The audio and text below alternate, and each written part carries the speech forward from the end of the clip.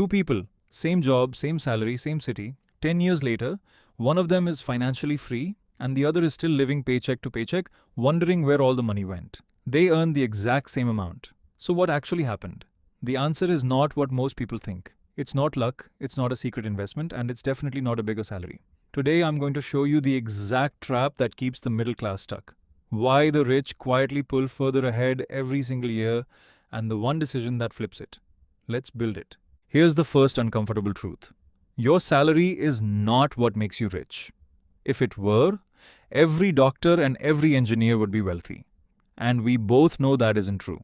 Because what determines your future isn't how much comes in. It's what happens to the next dollar or the next rupee after it arrives. Every single time money lands in your hands, you make a choice. Asset or liability. Build or spend. And that choice, repeated 1,000 times, quietly becomes your entire financial life. One pile grows, the other stays empty. Now, let's talk about the silent killer. It's called lifestyle inflation. Here's how it works.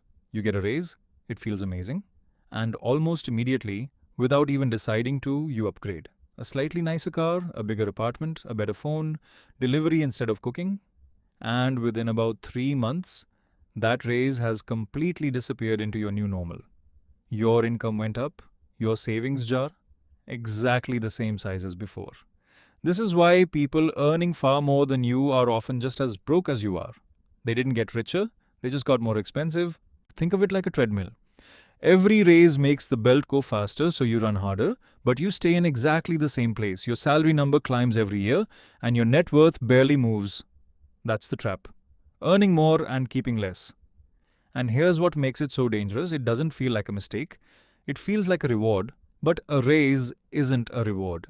A raise is a decision. So, what do wealthy people do differently? They understand one simple distinction that changes everything. There are only two things you can buy with money: assets and liabilities. An asset puts money into your pocket. A liability takes money out. That's it.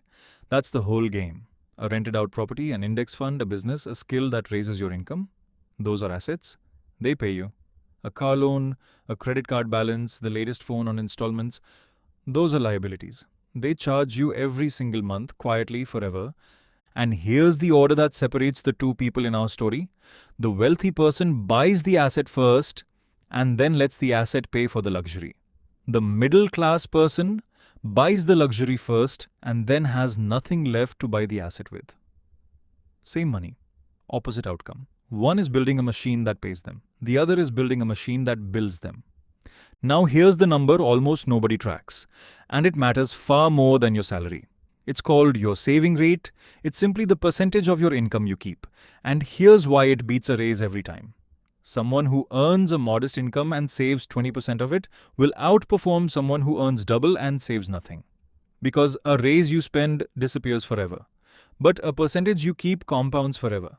Your salary determines your lifestyle, your saving rate determines your freedom. And that word, compounds, is where the real magic lives. Compounding needs only one ingredient to work, and it isn't a big income. It's time. Money invested early has decades to multiply. Money invested late has only years to grow. This is why the person who starts small at 25 often ends up ahead of the person who starts big at 40.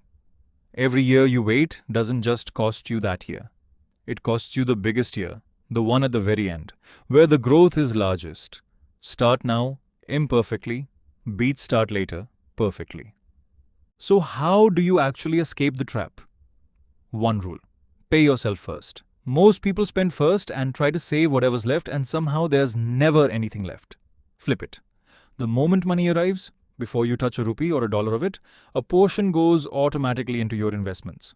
Automate it, so it happens before you can talk yourself out of it. What you don't see, you don't spend. That single automation quietly turns you into the first person in our story. And then, one mindset shift.